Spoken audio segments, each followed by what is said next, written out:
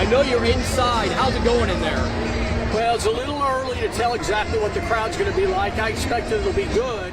It will not be a sellout, but I think the crowd will be pretty decent. It's been a long time since we've seen the Chiefs play in the stadium. It was the last January, late January, when they beat the Bills in the AFC Championship game. A lot of kids here with their moms and dads with signs saying, "My first game." So this is an affordable game. If you can buy a ticket on the secondary market, you can buy a pretty cheap ticket, and you can bring all your kids in and stuff. So it's kind of exciting. I saw a little bit of a homecoming of sorts. Joe Tooney came out and was hugged by Patrick Mahomes and a number of his former offensive teammates on the offensive line. They were out there a few minutes ago. It'll be interesting. Caleb Williams is in the house, obviously the former Heisman Trophy winner who played at Oklahoma, transferred to Southern Cal, and now he's with the worst team in the NFL, the Chicago Bears. They hope they have built something around him, so I suspect that they'll take this game a little more seriously than the Chiefs will. Another guy wearing a Bears uniform this year, Missouri wide receiver, recent graduate, Luther Burden III. It'll be fun to see him play tonight. Yeah, it certainly is. I know there certainly are a lot of storylines, but just looking back to that last game here at Arrowhead Stadium, that AFC Championship game, I have distinct memories of you, me, and Marlia just freezing our butts off there. I think the temperature was down near zero down there on the field, but we know it's the third and final preseason game, and we're actually going to see Patrick Mahomes and the starters maybe for just a series here. Neal, I know the starters didn't play too much in the last game against the Seahawks, and now they're playing here in the third preseason game. Is this maybe a look into the future? Is this how the Chiefs maybe are going to handle preseasons later in future years, where the starters sit week 2, but they play week 3? Yeah, I'm not sure about that, Mark. This is a little bit different this year because they're playing in Brazil, because of the way the schedule goes out. But if there's going to be a big, long lag between the last preseason game and the regular season kickoff, if there's a lag of more than a week, I do think Andy Reid's going to play more of his starters in the last game and sit them out the second game, because it only makes sense. You want to have your guys relatively fresh, but you also want their timing to be good, and I think he feels like a 9 or 10 day layoff would have been too long. So we are benefited by seeing the players play. I hate preseason football because too often we're watching. I mean, it's okay to watch. Maybe you watch a quarter or two and then go on and watch some baseball or watch some soccer or go out with your family. But to watch it, for the whole time at home, when you're not seeing starters playing, when you're seeing a bunch of guys who are not even going to be on the team, I think it is kind of hard to watch. And tonight we're going to be benefited by seeing a few of the starters play. Let's hope fervently that there are no injuries. Yeah, that's always the biggest key of the preseason, get through with no injuries, but there certainly are going to be a lot of guys playing for jobs tonight, and with the cut deadline coming up next Tuesday or next Wednesday, tensions could potentially be high in this game, because there are a lot of people who are going to be fighting for their NFL livelihoods because there are going to be just so few players that make the team out of those guys that are fighting for jobs. Neal, some of these roster battles tonight, do you think we're going to see some things settled before the cuts come next week? No, there's no doubt about it. I think you'd like to see Kingsley play great at left guard, not because he's going to get cut, but because they have to figure out what they're going to do on the left side. And the possibility of bringing in a veteran guards are not very expensive, but bring in a veteran who they know can play. If not, who's their backup? Who's their backup going to be at that position? They've got to get the line solidified. They cannot go through what they went through last year with Patrick Mahomes. I just rewatched the Super Bowl game, Mark, this afternoon, and pulling up highlights. Mahomes never had an opportunity to set his feet and scan the field and make plays. There were people in his lap coming up the middle, coming from the outside the entire game. They have got to get that fixed this year, and this is something they can look at. Where are we on the offensive line? I think they also need to kind of figure out what they're going to do with their tight end room. I think they've got one guy there's one guy that's going to be expendable. I think they'd like to be able to get one of them through to the practice squad, because I think they like the talent there, but I don't see them keeping 4 tight ends this year. So there are a number of positions. Carson Steele at fullback, is he going to make the team? A year ago he did, on the basis of a really strong preseason. I don't know that you could say he's had a great preseason this year.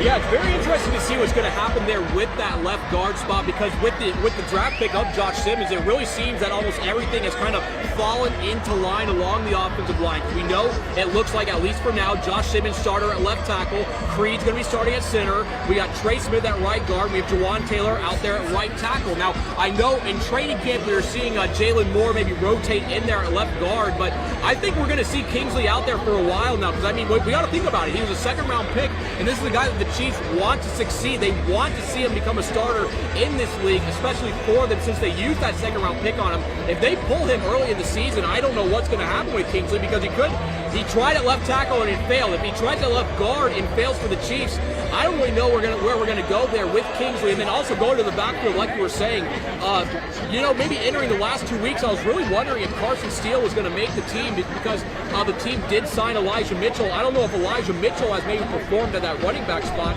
So, Neal, it seems like we could see Carson Steele back here this year. Any other position battles you're looking out for, or should we move on to college football? Well, I will say this about Kingsley. I don't think you pull a plug on a young offensive lineman as quickly as you might some other positions, because first of all, offensive linemen can play a long time, and he's not a finished product. What he needs to do is play a bunch. And I agree with you that Kingsley needs to play a bunch of snaps tonight and see what happens, because I think they're going to have to find out what they got. Last year he didn't get enough snaps, and that affected him.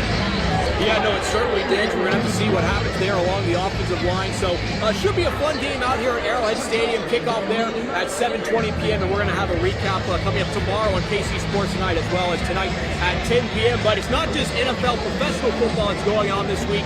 College football starts this week, and we have two teams from the state of Kansas that are kicking off the college football season tomorrow. We're going to start with the very first game of the entire college football season. It's going to be played in Dublin, Ireland. Farmageddon is moving across the pond. 17th ranked Kansas State taking on number 22 Iowa State out there at Aviva Stadium. Neal, I was out there in Manhattan this past Monday. I got to speak with quarterback Avery Johnson as well as head coach Chris Kleiman. K-State has had this game circled on their calendar for a long time. I know they're favored in this game, but I feel really good about this K-State group. I feel really good about Avery Johnson. How are you feeling about the Wildcats before they kick off the college football season? You could make the argument that their stiffest test is going to come week one. They gave up a home game. This would have been a game that was played in Manhattan at the end of the regular season. They chose to take the high profile, and I think it's the right thing to do, but it's going to be tough. Iowa State on paper is not as good as Kansas State, but Iowa State, I believe, Mark, they've beaten them 5 straight years. I mean, they played Kansas State. They match up well with Kansas State about as well as anybody in the Big 12 has. And so this is going to be a big challenge, and it's going to happen a long way from the home field. They lose the home field advantage. Sources tell me, though, that this K-State team, they've seen what's happened to them the last couple of years by Iowa State, and that this game is really, really written down. The coaches haven't had to talk about it. The players are pumped to play it.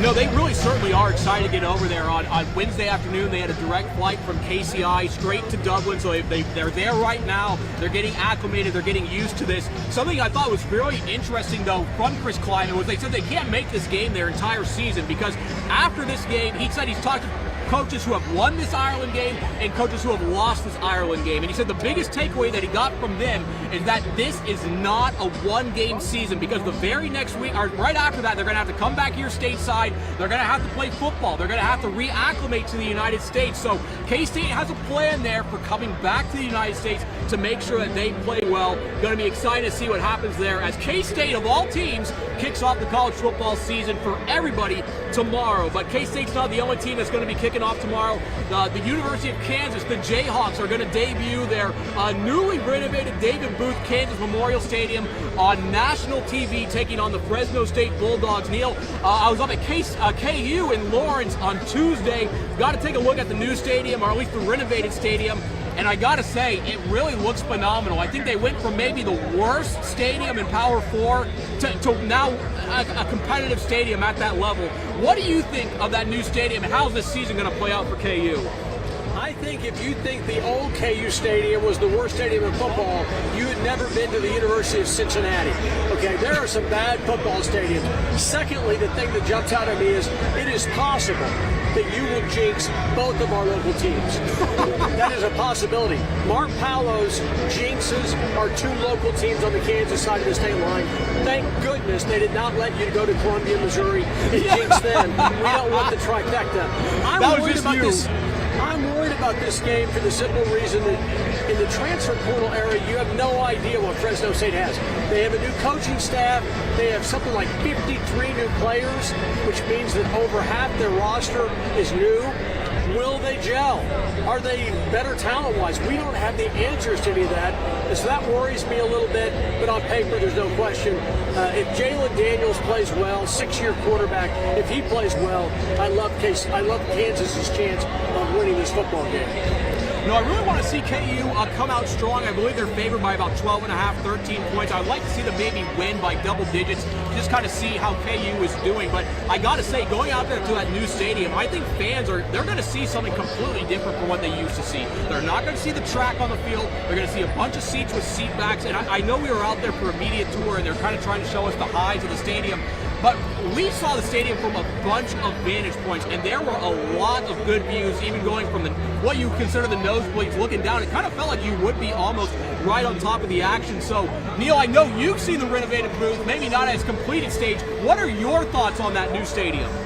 My thoughts about that stadium are that the University of Miami did not teach you very good journalism. You shot almost all your video from the good side, so you kept showing the ugly side. All those wide shots. Oh, I'm going to give Neal all this video. I'm going to pan from here to here. They were all looking at the bad side. Where did you go to school? The University of Miami. If you had gone to a good school, Missouri, Oklahoma, Kansas, Kansas State, even Nebraska journalism, you would have known to go to the bad side and shoot back towards the good side. But I'm kidding you. I looked through your video because I was so interested. It is unbelievable. The stuff that you shot underneath the stands, I have not seen, and I was stunned at how beautiful that was. And to think that it's only halfway done, they're going to do something similar on the other side of the stadium next offseason. Yeah, no, Jayhawks certainly trying to build a momentum for that. Actually, after that media tour, I got to speak with athletic director Travis Goff. I asked him, I was like, what does opening a facility like this mean for the University of Kansas for the football program? And he basically talked about how no one can say that KU is shortcoming football. Like KU, he said, this shows that we are all in on the sport of football. He talked about maybe bringing recruits in, and you would tell them about a vision, and then they would come to the stadium, and what they told them wouldn't really resonate with those players. Now they have a proof of concept. They have a stadium halfway built, are renovated. So I think that's going to really affect KU, and we know football is king in college sports, so very cool to see that. Neal, anything else on KU or any other thoughts on Fresno State? I am excited about these two games. I cannot wait to sit down. I'm going to watch the K-State game on television, and then Katie and I are going to go over and cover the KU game. I'm very excited about the start of college football. And then, of course, we transition right back into the regular season in professional football. As bad as the preseason is in the NFL, the regular season is pretty exciting. Yeah, it absolutely is, but it's not just all football going on, guys. The Royals have resurrected themselves. They are back in the playoff race tonight. They're taking on the American League Central leading Detroit Tigers up there in Michigan. A 6-10 first pitch. Ryan Berger on the mound for Kansas City. He's going up against Casey Mize. Now, Neal, I know, and I'm guilty of this myself. Earlier in the season, I was very pessimistic on the Royals. I really didn't see how they were going to maybe... I didn't put it in those terms. A month in, and you bailed on it. I thought going into the season they're going to be about 82-80, and I think that's pretty much right where we're on track. But hey, they found some mojo. The boys are playing some ball. What do you think of this recent hot stretch, and especially the bat of Vinny Pasquantino? Well, you know, they are starting to get people other than Bobby Witt Jr. and Sal Perez hitting the baseball, and Miguel Garcia, who's been good all year. They're getting bats. Isbell at the end of the lineup has been big for them. He's been a run producer. Vinny, who has gotten hot, 4 straight home run games with home runs. First time he's ever done that at the big league level. So you know how it is. Hitting is contagious. They weren't hitting before. Now you've got some guys. It seems like every game, somebody towards the end of the lineup is adding something. It may not be a home run, but it's an RBI or a key hit. And that's the sign of a team that has a chance to make a run. Mark, I got to break away. We got to get going. All right, he's Neal Jones. He's on the field. We got to go. That's a look at KC Sports tonight here on this Friday. We're going to have much more coverage tonight at 6, 6:30, and 10 p.m. But for Neal Jones and Mark Poulose, have a good one and take care, guys.